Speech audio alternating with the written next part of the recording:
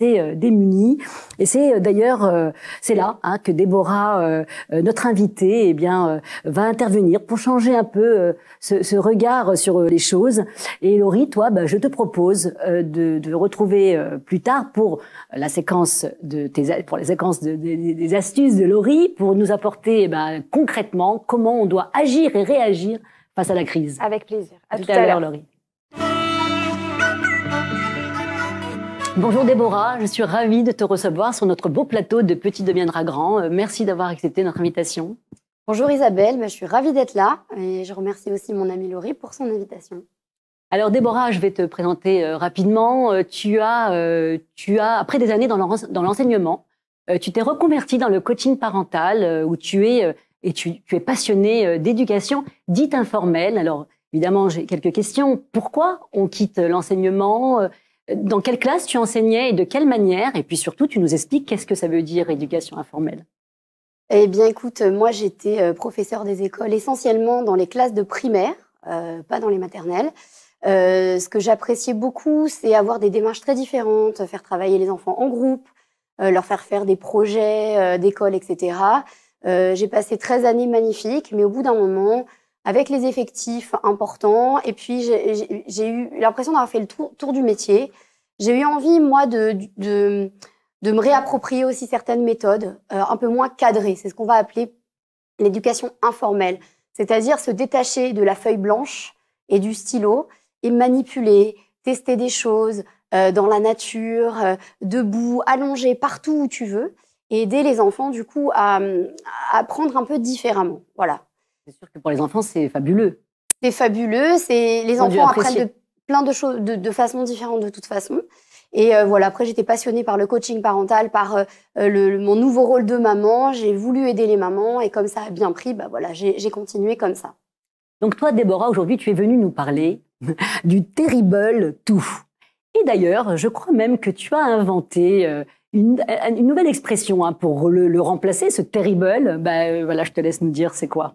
C'est vrai que le Terrible 2, j'en avais beaucoup entendu parler, mais je ne l'ai jamais vécu en tant que maman. Je suis maman de 3 enfants.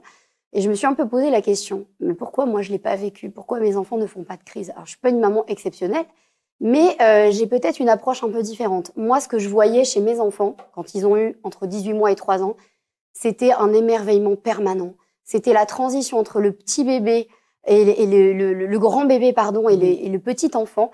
Et si bien que pour moi, c'était tellement merveilleux que j'ai appelé ça le Wonderful 2 dans un article que j'ai écrit et qui a fait beaucoup de bruit après. J'imagine, parce que c'est vrai que c'est une façon merveilleuse de voir les choses finalement. Et puis d'ailleurs, qui peut positivement, évidemment, influencer les parents qui nous regardent. Mais du coup, concrètement, Déborah, comment on fait pour se souvenir que c'est wonderful et non pas terrible au moment de la crise? Alors, moi, il y a un exercice que je conseille de faire aux parents, mais qui n'est pas évident. C'est d'observer son petit wonderful, son petit enfant comme ça, de l'observer sans l'interrompre, et de le regarder un peu, cette force de vie, cette volonté d'aller vers l'objet qui est là, d'aller vers sa curiosité naturelle, et puis à ce moment-là, de s'imprégner de cet instant-là, plutôt que d'être dans les prérogatives de il fait des crises, il est terrible, etc. Se détacher un petit peu de ça, essayer en tout cas, et de voir un autre aspect de notre enfant.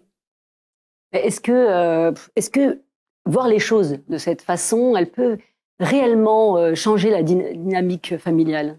Moi, je pense que oui. Je pense qu'on a beaucoup insisté sur cette période un peu compliquée en disant il fait des crises, il te teste, il veut faire la loi, etc.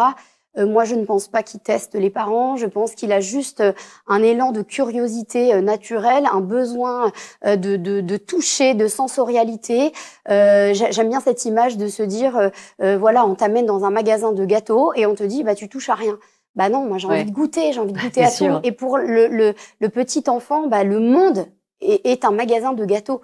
Donc, on peut pas lui mettre tout le temps des limites et tout le temps, voilà, et tout le temps penser qu'il va faire des crises. Mais alors, du coup, c'est peut-être une question bête, je sais pas, mais est-ce qu'on peut éviter totalement la crise une fois qu'on a compris ce concept de Wonderful 2?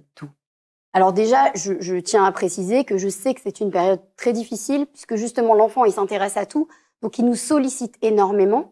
Et du coup, eh bien, bah, nous, on ne sait plus trop où donner de la tête. Il change d'émotion à chaque seconde, pratiquement. Mais par contre, ce qu'on peut faire pour éviter la crise, moi, c'est vraiment quelque chose qui a très bien marché avec mes enfants, c'est de limiter le non. On va pas lui dire « arrête de toucher », etc. Si tu veux pas qu'il touche à ça parce que c'est fragile, tu lui mets pas devant lui parce que lui, il peut pas résister, il fait pas exprès, il veut pas t'embêter. Donc, tout ce qui est à sa hauteur, il a le droit de le toucher. Et tout ce qui est fragile, tu l'enlèves. Et de façon générale, très souvent on dit « arrête de faire ci, arrête de faire ça », mais on n'a pas vraiment de raison. On a envie d'être dans le contrôle. Donc, bien sûr, on va lui fixer des limites, mais pas trop. Et ça marche bien. Ensuite, ce qui est important, à mon sens, dans les crises, ce ne sont pas les crises, c'est comment on les gère, en fait.